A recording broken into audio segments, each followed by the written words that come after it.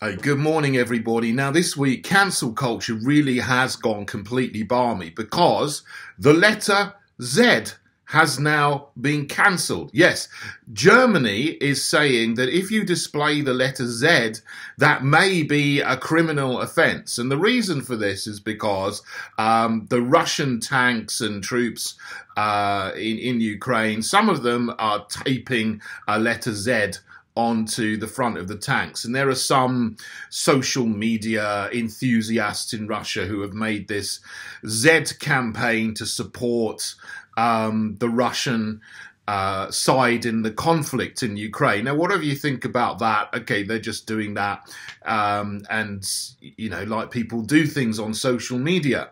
There was the Q thing before in the Trump era administration. Now there's the Z thing in Russia. I mean, seriously, cancelling a person is wrong. You know, and that's what been happening for the last 10 years. If you're deemed to have a politically correct or incorrect opinion, such as there's two sexes, not 100 genders, you often find yourself cancelled and sometimes thrown out of a job. And more recently, if you were opposed to the whole lockdown scenario and injections, then you're called names and you're kicked off your platforms, etc. But now, cancelling a whole letter of the alphabet, it's absolute nonsense. I mean, Germany's doing this. I think the president of Germany, the chancellor of Germany, he's called President Scholz.